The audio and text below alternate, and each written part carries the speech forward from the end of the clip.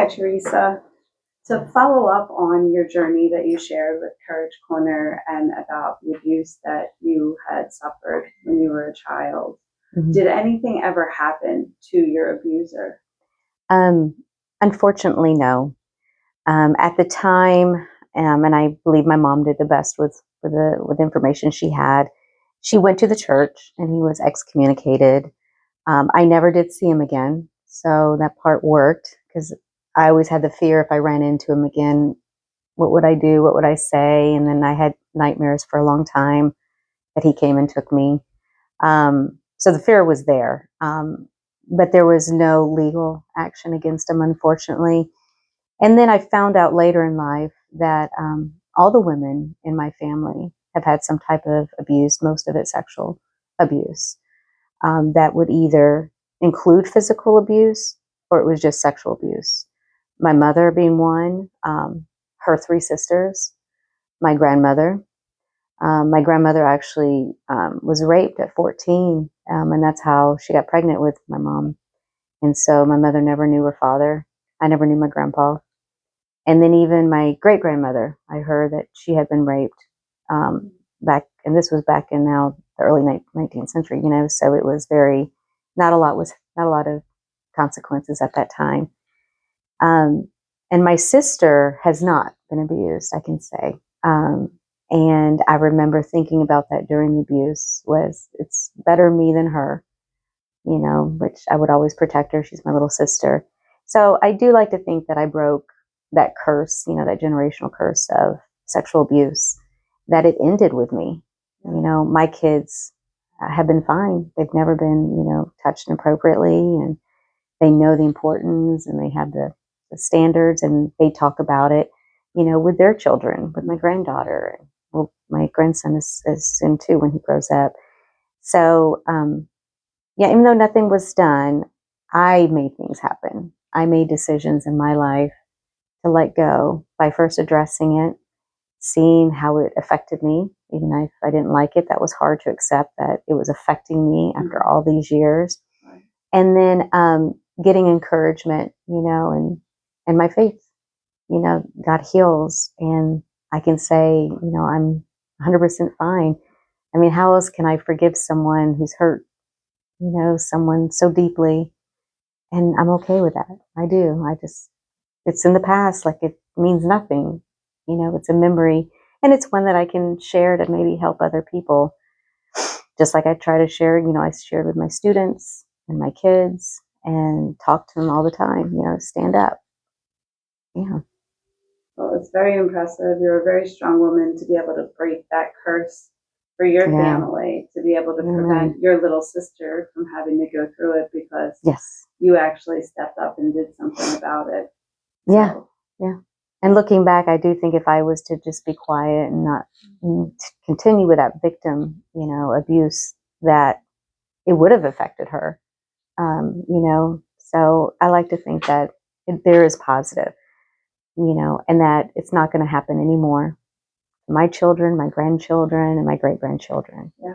And talking about it, it's so important and sharing, but you really did a wonderful thing by stepping up and speaking out and having the courage to speak out, because probably if she was your little sister, she probably would have been next. Yes. So, yes. Yeah. He was very sick. He's hurt other children, including his daughter, that I found out about years later. So very sad. And he was an adult, a grown adult coming to babysit for you. Yep.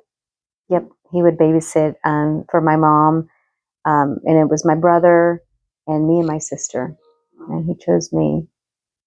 And then after that, I didn't see him anymore, but he was still in the community. He only lived a couple miles down the road. And then when I was 20 years old, I ran into his daughter and found out that he had hurt her for many years. Yeah.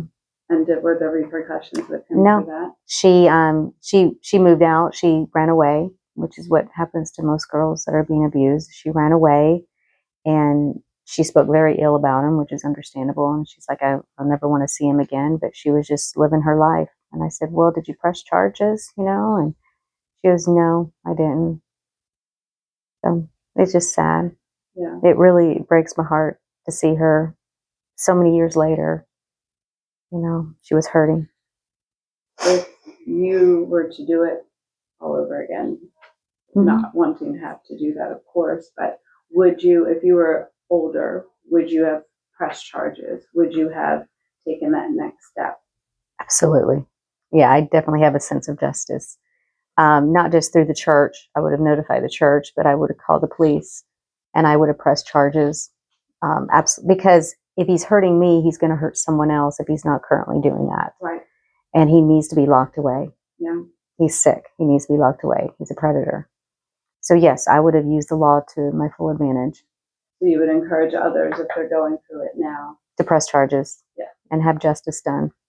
Yep, absolutely. It's a very important message. The law protects those, and even if the law has tainted someone and believing that it's not for them, at the base of it, the law is here to protect and to serve. Right.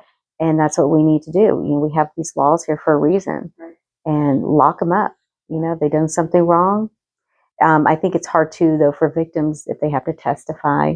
And I have so much empathy for people that are in that situation. But that small time of them testifying and saying their story, they'll never have to do it again. They're locked away. Mm-hmm. And domestic violence is so terrible to this day. Right. And a lot of the women that are in domestic violence, they've been abused. Right. And it started when they were very young.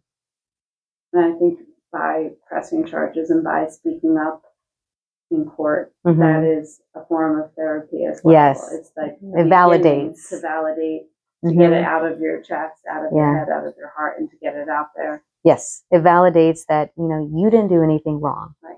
Which You're is what I thought. Not a victim. It's like, I'm doing something wrong here because I'm not feeling right. Yeah. It's me. No. Mm-hmm. They are hurting you. Yes. You're innocent. Yeah. Yeah. So I believe that so strongly, to seek help and to talk, call a hotline. There's so many hotlines now that they have, not just for abuse, but, as adults, for children and for adults, there's so many resources. So, yeah. You're a very amazing, very strong woman. You really are. And I think thank you.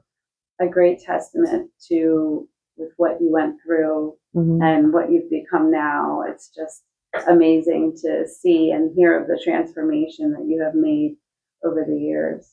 And thank you. Appreciate again you sharing. I know it's not an easy thing, but I appreciate you sharing your journey so that if one person listens to your message and it encourages them and it inspires them and it makes them feel empowered enough to speak up and to tell somebody and to just not know they're alone. They're not alone. And yes, and I don't like to speak very, very much, especially about my own personal. I'm like, well, who's going to care? It's not that important, but it was important to me and it changed my life. Yeah. And if I could help someone else, then yes, I would get out of my comfort zone and do interviews. Well, thank you again. We appreciate it. Okay. All right. Thank you.